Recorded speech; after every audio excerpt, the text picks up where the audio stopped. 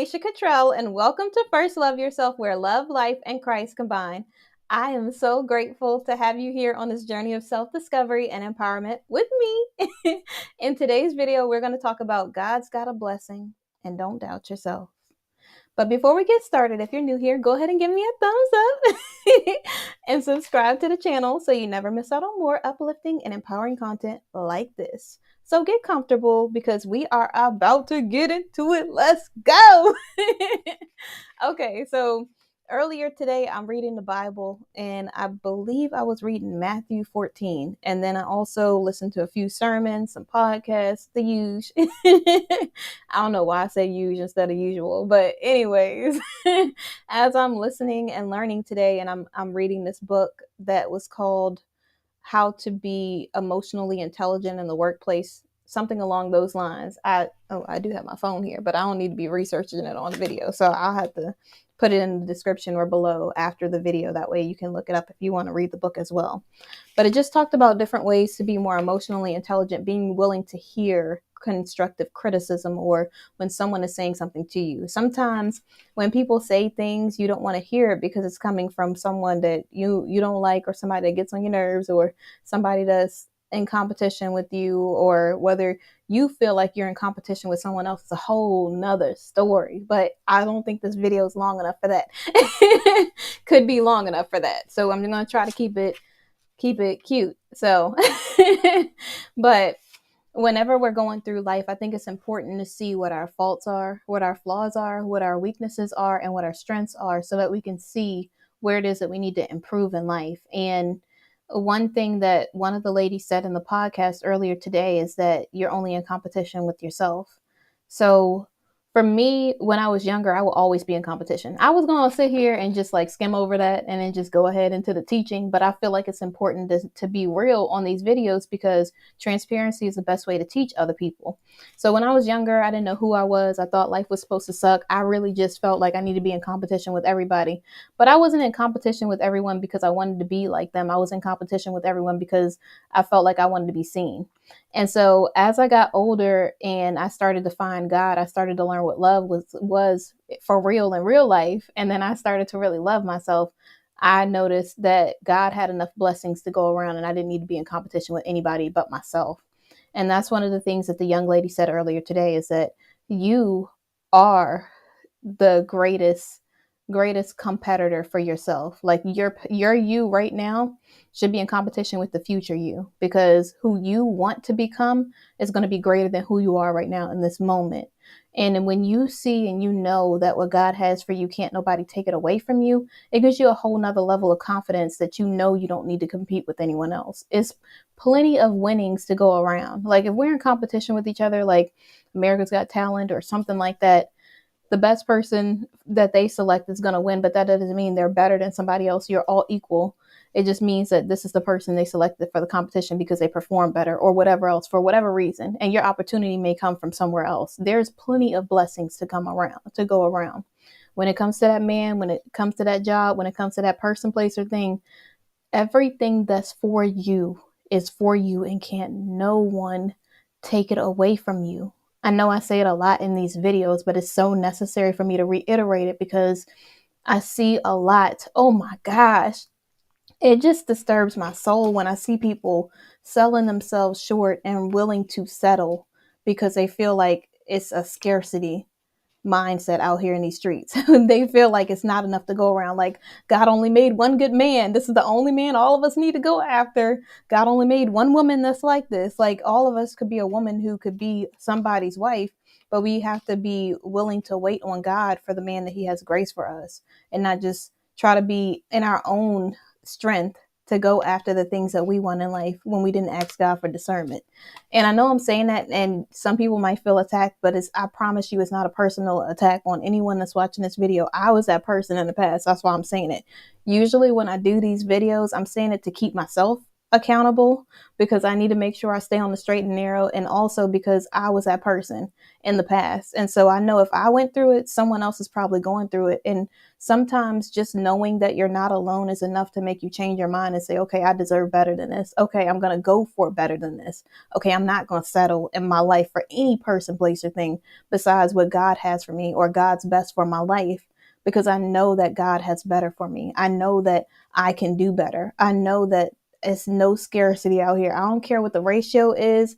I don't care what research suggests when the people do these studies saying, oh, there's 51% women and 49% men, or the ratio just went up. It doesn't matter. God knew that you were supposed to be destined to be married regardless. We don't need to worry about no statistics over here because we worry about faith on this end. Okay. So when we're talking about statistics, none of that matters to me because God is the God of impossible. So if it's if it's 100 men and I'm supposed to be married, one of them 100 men is my man. So it don't really matter to me. I don't have to feel like I'm gonna miss out on something because there's 3 million women. 2,999,999. Just kidding. No, but seriously. But it could be like 2,999,100,000, blah blah blah blah blah blah blah. Whatever the number is, right? In my head, I'm like trying to focus, but I'm also trying to teach at the same time. But anyways, ignore that part. If you got to, just go back, and if you try to tell somebody else, just tell them rewind. Like go from 6 minutes and 24 seconds to 6:36, and they'll get to this point. But anyways, it doesn't matter. That 0.01%, that whatever you want to call it, is going to be the man that's for you or the woman that's for you, men. So it's not like it's only this one woman who could be a wife. Your wife is out there if God told you you're supposed to be married. Your man is out there, girl, if God told you that you're supposed to be married. So don't ever feel like you're missing out on an opportunity. And I had a conversation earlier today, and we were talking about opportunities. And as we talked about opportunities, I talked about some of the decisions I made in the past when I was not ready for a relationship. Some days I still feel like God is still working on me to make sure that He gets my heart posture right so that I can be ready for the right man. But in the meantime, as I'm preparing, sometimes I'll be like, okay, well, I have to move on because I can't waste anybody's time if I know I'm not ready. And the person I was talking to said something that was so significant, and I think it will help and bless so many people's lives. They said that if this is something that God has for you, God's going to spin the block for you. You're not going to miss out on anything. If God knows that He's preparing you in this season and you're not ready for a relationship, or you're not ready for this man, you're not ready for this woman, or whatever else it is that you're going through in life, whether it's your business growing or you starting a new business or you getting ready to go for a promotion or whatever it is that you're going for in your life that God has promised you, God is not just going to make you miss out on an opportunity when you're not ready. God is going to make sure He sends that thing back when the timing is right, because timing is everything. That's why you hear a lot of preachers and people say that everything works out well in God's timing, at the appointed time, at the kairos, at that anointed, appointed time. God will make sure you get the blessing, the thing that He had always promised you. Don't ever feel like just because you're not ready now, you got to hurry up and get ready because this man is going to be gone in a second, or that job is going to be gone in a second. No, if the job is for you, you're going to get it. If that man is for you, you are going to get it, regardless if God got to spin the block or He going to prepare you in the season. So don't ever feel scarcity or scarce in any situation, because everything that's for you is for you, and can't nobody, I don't care how bad they are, I don't care how many credentials they have, I don't care how many classes, schools, how many PhDs, whatever they got after their name. If you are the person for the position, for the job, if God anointed and appointed you, you are going to be the person who is that person. Don't ever feel like you're not that person. I'm telling you, because you be sleeping on yourself. And it's okay for other people to sleep on you. You just can't be one of those people. You got to know who and whose you are regardless. If that person is supposed to be a part of your life, they will be there. You're not going to mess anything up that's from God. God knows who you are. He knew what needed to be graced for you to be able to handle you. So don't ever feel like you're going to miss out on anything that God has for you because it's yours.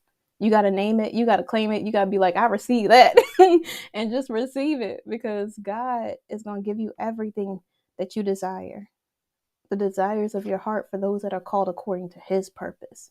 God will never try to make you feel like you're missing out on something, like he's just being a big bully or he's just trying to make you wait on something for no reason.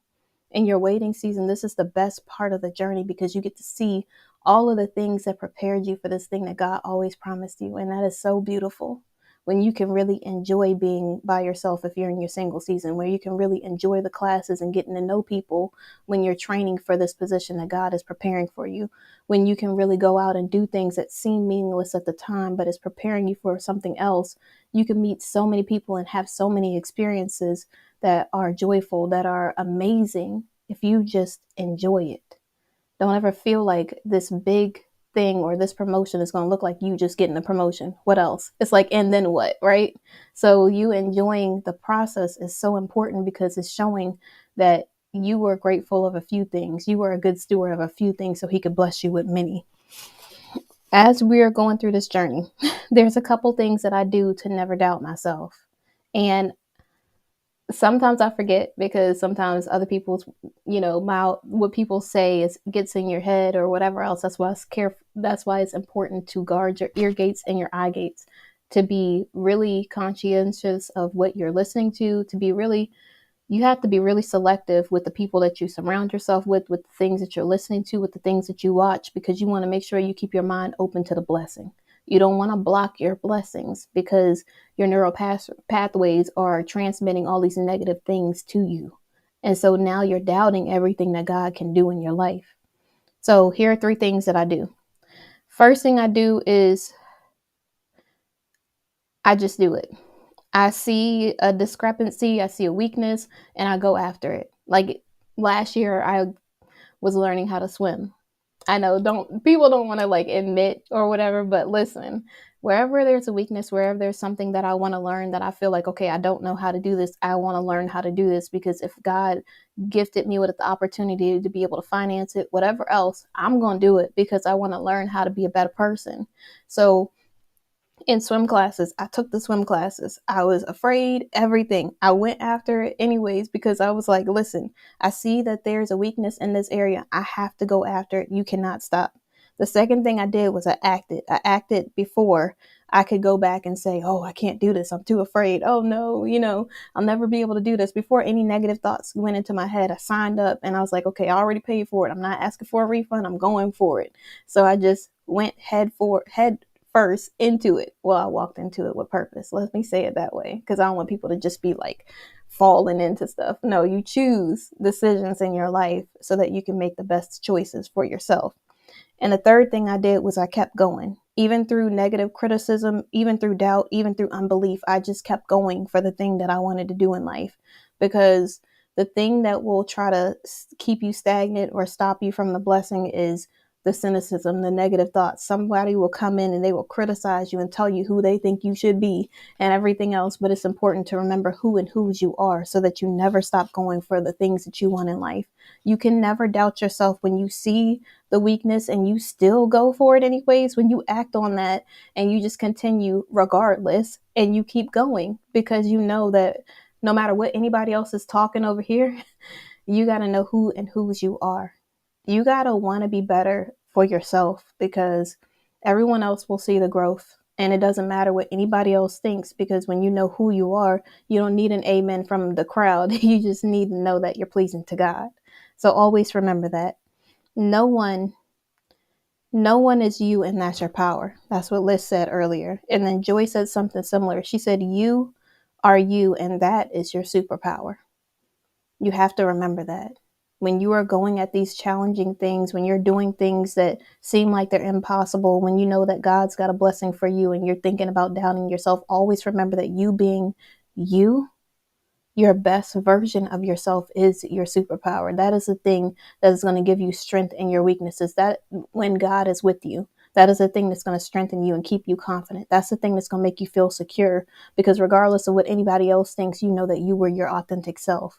That's why most of the successful people that you see online on other places are successful, because people like them being who they are. They're not trying to pretend to be somebody else.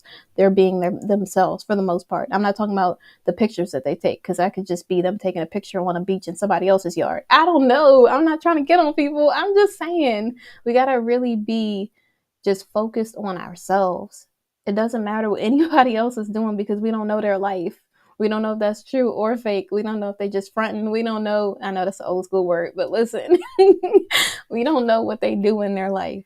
And when somebody is telling you who they think that you are, it's so important to know who you really are, because sometimes people are struggling with their own battles and they come after you because they don't know how to handle their own insecurities. I have to literally pray in some situations, because I want to make sure that I'm making God look good. It's not just about me.